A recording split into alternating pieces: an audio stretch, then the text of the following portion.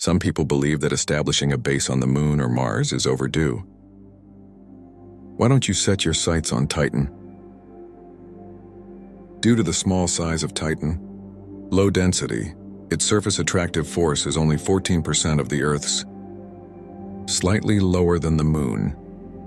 The ratio of high intimacy to the attractive force of the ground surface significantly reduces the number of stops an aircraft needs to stay in flight. What that means is that a person can fly continuously in clothing made with modern technology. Don't worry about falling. Because the acceleration of free fall on Titan is 7 times lower than on Earth. And the endpoint speed after accounting for air resistance is 10 times that of the Earth. Therefore, when falling from any height, you can't hit the ground faster than 18 kilometers per hour. It's about 11 miles an hour. All of this sounds amazing. But that doesn't mean the morning dragon. Musk or NASA will change their mission plan shortly.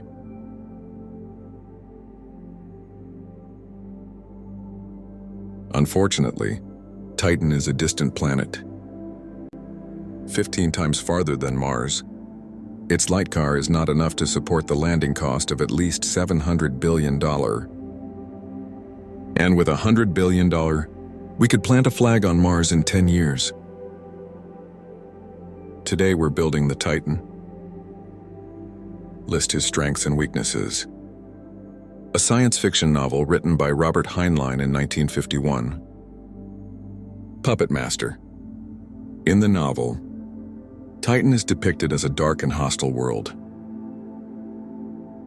And in reality, the 6th satellite has long attracted the interest of scientists and the public.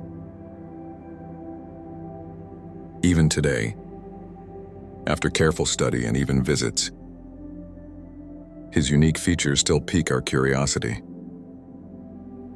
And it asks questions that go beyond pure science.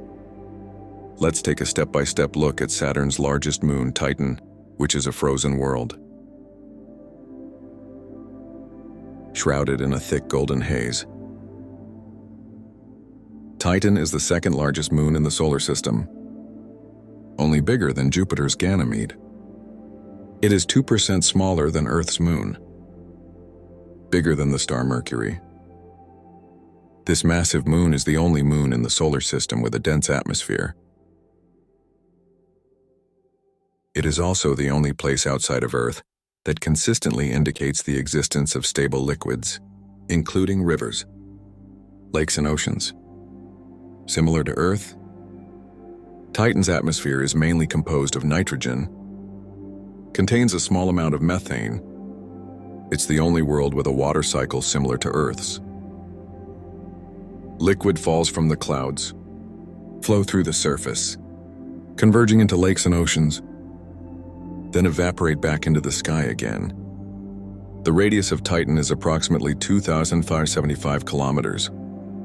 It is nearly 50% wider than Earth's moon. Titan orbits Saturn. Distance approximately 1.20 million kilometers. And Saturn itself is about 1.40 billion kilometers from the Sun, equivalent to 9.5 astronomical units.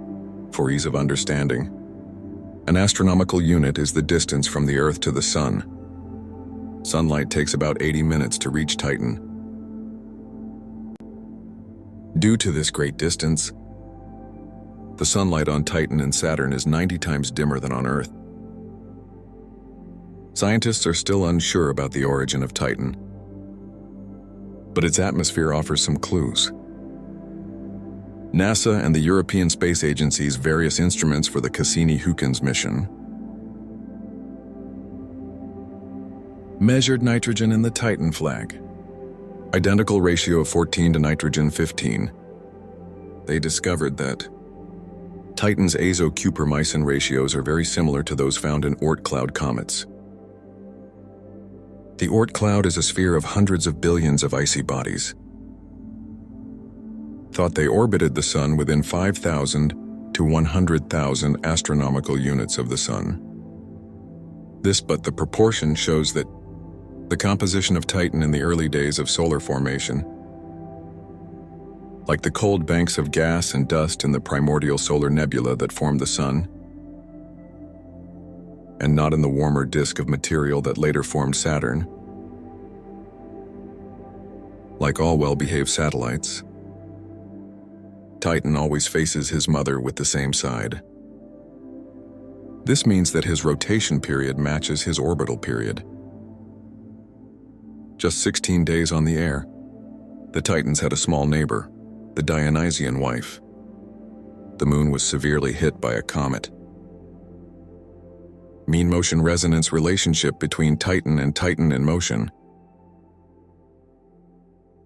Its orbital period forms a simple integer pen. This ratio is 3:4. Some locations and atmospheric characteristics of Titan. It may have been the result of debris from Enceladus's impact falling onto Titan. This could be one reason for Titan's unusually thick atmosphere. Titan is the only moon with such a thick atmosphere, mainly composed of nitrogen, especially on the outer layer, forming a nearly impenetrable layer of wooden cloth. Blocking almost all wavelengths of light, Titan's atmosphere is even denser than Earth's atmosphere. The surface pressure is 1.5 times that of the Earth's sea level. Although the wrapped object is much smaller, Titan's atmosphere is slightly heavier than Earth's. Thank you, Huygens detector. This probe descended through Titan's atmosphere in January 2005. We have a fairly comprehensive understanding of its composition and structure. We know the upper layer of the stratosphere, 98% oil and nitrogen composition. About 1.5% is methane. 0.2% is hydrogen, and there are also very clear traces of various hydrocarbons, such as ethane and propane, and other gases such as carbon monoxide and carbon dioxide. The biggest problem is, how are these fascinating compounds formed? The simplest stones are nail plaque molecules broken down by ultraviolet sunlight. Release atoms, forming more complex compounds. But there was a problem. If the origin of methane is related to an ancient world, the action of the sun will completely break it down in 50 million years and transform it into something more complex, hydrocarbon. And that's tiny compared to the lifespan of Titan. So why is he still in abundance? The only answer is, methane continues to be produced at the surface and carried to the upper atmosphere. So where did he come from? Probably from underground, released by ice volcanoes. These so-called ice volcanic structures are widely distributed in the outer solar system. It's even been found on Neptune's distant moon, the sea level meter. Not to mention Earth in two. Wood is one and maybe wood is two. It's even possible that the heat that Pluto and other belt objects typically require comes from classical tidal effects, such as the tidal effect on Io and Europa. But for the Titans, it may also be converted to the heat generated by the decay of radioactive elements within it. This atmosphere helps maintain relatively high surface temperatures through the greenhouse effect. Decks are excellent sources of greenhouse gases. However, the upper atmosphere acts as a barrier. Limit the entry of solar archery, resulting in an anti-temperature effect. In this kind of climate, it's really cold at minus 175 degrees centigrade. But don't forget, in Antarctica, the temperature sometimes reaches minus 90 degrees Celsius. This temperature can easily freeze water, but it doesn't freeze methane and its more complex companions, such as ethane and propane.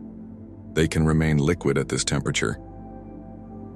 The cure point for missing methane is about minus 85 degrees Celsius. Its liquefaction electricity is about minus 160 degrees Celsius. Anyway, Titan has the right climate to keep methane and other hydrocarbon nuclei liquid. This makes Titan the only place in the solar system other than Earth where liquid exists. And these fluids are not puddles. Titan's lakes of liquid hydrocarbons make you feel like you're on Earth. Some lakes are so huge, it is called the sea. Some are relatively small crystals. But its beaches and coastline are stunning. Almost reminiscent of a classic beach on Earth. Hundreds of meters deep lake at the top of the mountain, supported by thousands of years of rainfall, and Phantom Pond, which disappears with the seasons. Although due to the density and viscosity of the liquid, it's very difficult to see the waves moving. But imagine the icebergs of detectable nuclear weapons floating in its lakes. On Titan, these lakes are not ubiquitous. They prefer the polar regions, particularly in the northern hemisphere. So why is that? At first, people thought it was due to the difference in terrain. But the Cassini probe images disprove that hypothesis. It shows that the topography of the north and south is similar. Another hypothesis is that seasonal temperature changes. Saturn's elliptical orbit around the Sun allows parts of Titan to receive more sunlight. It affected the methane, cycles of rainfall and evaporation. In the southern summer, Titan is 12% closer to the Sun than it is to the north. So summers are longer and milder in the north. The southern summers are even shorter, more intense in this orbital configuration. The difference between evaporation and precipitation is not seasonally balanced.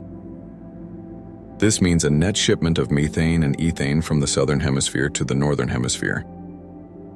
This imbalance has led to the accumulation of hydrocarbons in the northern hemisphere and make more lakes.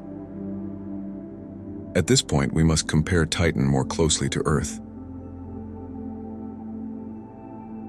On Earth, the water circulates through a wonderful cycle of stagnant water.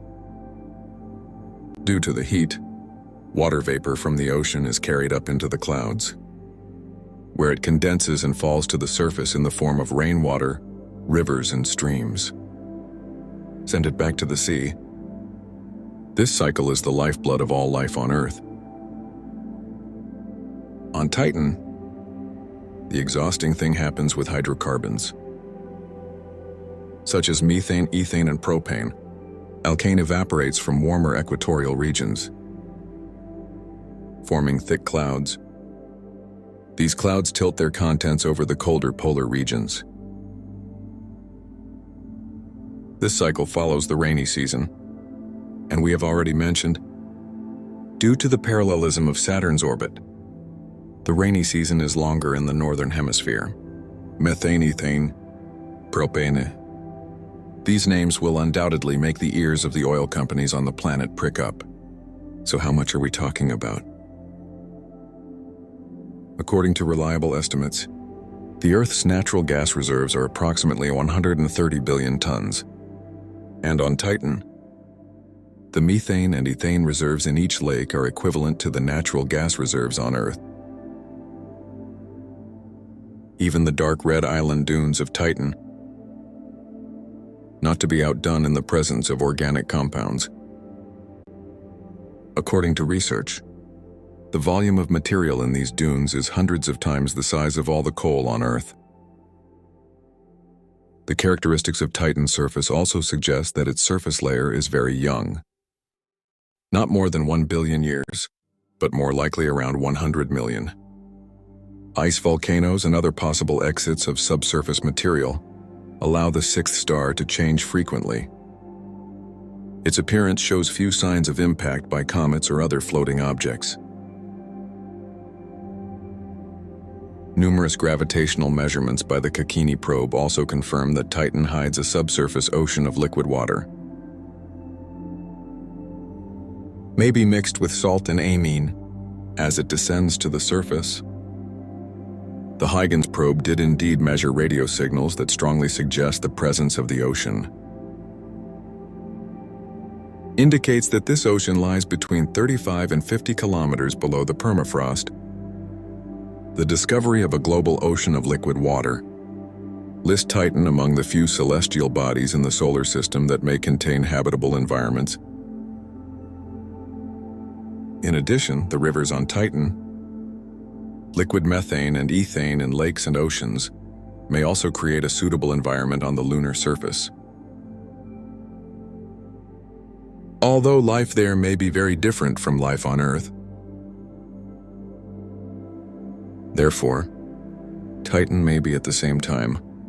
We have subsurface oceans suitable for life as we know it, and surface liquid hydrocarbons suitable for the existence of life as we don't know it. Nuclear environment. Although there is currently no evidence of life on Titan, its complex chemistry and unique environment will undoubtedly make it a target for continued exploration. What will the future Titans look like? Without a doubt, brighter than our future. When the sun increases its radiation and even becomes a red giant, Titan's upper atmosphere will disappear, leaving only the denser parts, those parts that are best suited to the warm greenhouse effect. Life conditions will improve rapidly. Even one might remain liquid. This won't last forever, but it could last for hundreds of millions of years. This morning, SpaceX conducts a new fourth launch. This is by far the most shocking. Easily surpasses all previous launches. The last launch was in March this year, but the flight ended prematurely, resulting in the destruction of the booster and the previous stage. However, this time, the company has made several key improvements and upgrades to the entire aircraft and mission plan. This enabled the construction of several important psychological milestones. And here I'm going to go into the details of the new fourth flight. And look to the future. Although it looks cloudy that day, Spaces confirms weather is suitable for launch. In the final launch countdown, there is a pause time available when the countdown is 40 seconds. But everything passed smoothly. A few seconds before the countdown to 0, you can hear the Raptor engine starting up. The water column flow system has also been activated. The engine ignited and produced a huge plume of smoke. StarCheck starts to lift off the ground. In the first few seconds, the bottom pathway shows that all 33 Raptor engines are operating normally. Until T+3 seconds or so, shows a Raptor engine running on the outer ring. Despite this, the aircraft easily passed the cell tower and began to accelerate and climb under the power of 32 engines. This was confirmed about 40 seconds into the flight. Ground cameras show that one of the engines has indeed stopped working. Anyway, at the time of 1 minute, mission controllers announced that the vehicle had reached maximum dynamic pressure. This is the moment when the rocket is under maximum mechanical stress. After 10 seconds, the star inspection enters the supersonic live broadcast screen, including multiple angle cameras from the top of the booster, photographing the top of the spacecraft and the ground. In the next minute and a half, StarCheck continues to climb and accelerate. The remaining 32 engines are operating normally. The next mission milestone occurs at T+2 minutes and 46 seconds. Boost the shutdown of its main engine. Except for the 3 engines in the middle, all other engines are shut down. The spacecraft ignited all 6 Raptor engines while boosting on People's Street. And then it finally separates and starts to accelerate. This immediately causes the leg aids to flip and reorient back towards the launch site. At 2 minutes and 57 seconds, all 13 Super Heavy boosters' inner ring Raptor engines ignited and began to backburn. The burn lasted nearly a minute, until the engine shuts down in 3 minutes and 47 seconds. You can see the graphical display. The 10 Raptor engines in central were shut down first. Then the 3 engines in the middle shut down. After only 4 minutes of flight, we saw an unbelievable picture. The thermal brake ring of the booster is ejected and raised. This is unique to this test flight. Spaces hopes to reduce weight and confirms that this is a temporary solution. Anyway, and that went very well. In the next 2 minutes or so, boosters are just patterns returning to Earth. And last season it continued to burn. At 6 minutes and 12 seconds, we saw some pipes at the top of the booster and the mechanical structure of the mountain. After a few seconds, you can see the heat-breaking ring in the background, Super Heavy, leaping over him. At 6 minutes and 39 seconds, the booster enters the cross-factor stage and prepare to land in the atmosphere. This is the point in time when the last launch experienced an uncontrolled disintegration. At approximately 7 minutes and 5 seconds, you can see the mountains working hard to maintain the correct direction of the boost. After a few seconds, boosted 12 engines ignited through the clouds. Graphics show that 1 engine is missing. Then there was a small explosion, accompanied by some fragments. Engine shut down in central. Only the 3 Raptor engines in the middle are left for landing, deceleration, combustion. As he passes through the clouds, we saw the ocean. As it approaches, you can see how the water is disturbed. The Super Heavy main push is only confidential from the sea surface. The high main push lands vertically on the sea surface. Then slowly roll over. The hull remains intact. This marks the completion of the booster's mission. The live stream screen switches to the previous episode. During this time, the 6 engines in the last episode have been firing. The ship keeps increasing speed and altitude until at 8 minutes and 9 seconds, 3 Raptor vacuum engines shut down. Then the inner ring engine also stops running. In the next 30 minutes or so, the previous episode glided around the Earth. The loading point of the Zhujin Fund plan is in the body plus 4 5 minutes 2 and 13 seconds. The recorded camera shows the formation of plasma around the spacecraft. This time the ship appears to be very stable, not as unstable as the last attempt. In fact, there were moments during the broadcast that seemed almost static. It doesn't move, but it's actually just a very stable perspective. The spacecraft passed 65 kilometers. This is where the last launch lost contact. In the next few minutes, the ship continues to load, approaching his landing site. Everything seems to be going very well, until the body adds about 57 minutes and 17 seconds. At this point, a weak point can be seen in the golden wing. Plasma starts to penetrate. In the next minute, and it got worse, until he started the flat bottom layer and metal under the glass. It should be pointed out that once a weak spot appears, usually means the entire ship is in danger. Or at least in this particular case, the entire wing was further glazed over in the next few minutes. Until the camera is covered in debris, almost invisible, the spacecraft is still at an altitude of more than 50 kilometers. There's still a long way to go. Add 59 minutes and 25 seconds to the body. You can even see cracks in the camera.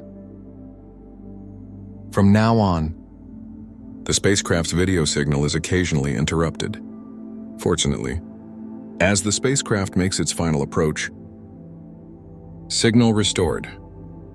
It's about an hour and 4 minutes. The camera clearly shows that a large number of parts of the same gold have been missing due to loading. Despite this, the gold wing continues to move during the approach.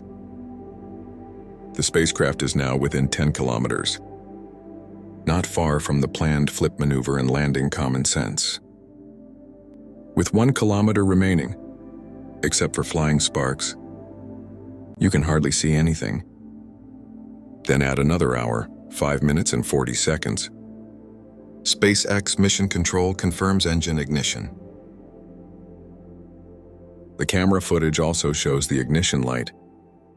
The bottom graphic shows the ship rapidly flipping from horizontal to vertical. As we saw in some of the initial 10 kilometers and 15 kilometer test flights. Keep moving. Move to help the spaceship orient towards Bindro Road. Although the engine path shows no engine ignition. But staying here, communications and video footage show a different story. We finally saw the spacecraft slowly hitting the water at a minimum speed of 2 kilometers per hour. Directional graphics also show the ship returning to a horizontal state. This is reasonable after touching the water. SpaceX even confirmed that the landing burn shutdown was ordered, and confirmed the completion of the project on the company's Twitter. Congratulations to the entire SpaceX team on completing an exciting 4th satellite survey flight test. The flight was an earth-shattering win for the company.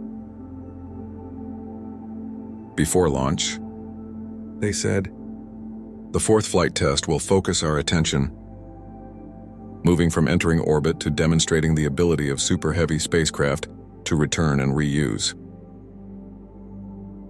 The main objective is to execute the landing burn. Make the super heavy-duty booster soft shaft road in the Gulf of Mexico, and achieve a controlled load of construction. Although the super heavy booster is missing an engine, the build load is also more bacterial than expected. But both goals were achieved. On the last flight, the super heavy boost period failed to complete progressive combustion, disintegrate before hitting water. As for the spaceship, he was destroyed at an altitude of about 65 kilometers. This time the booster is almost perfect. Although the spacecraft was severely damaged, still successfully supervised. About this, SpaceX emphasizes before launch. They considered some tests related to heat shielding. For example, the ship was actually deliberately missing a few tiles. They pointed out that SpaceX installed a thin tile and pressed out 2 complete tiles to gather data on the spacecraft's performance in these areas. In other words, there are still many unknowns about the loading process and the best way to protect the knot. Even so, considering the return of the spacecraft almost intact, the 4th newly built flight will bring us closer to a future of rapid reuse. We are continuing to rapidly develop new buildings. Placing flight hardware in the flight environment has been learned as quickly as possible. We are building a fully reusable transportation system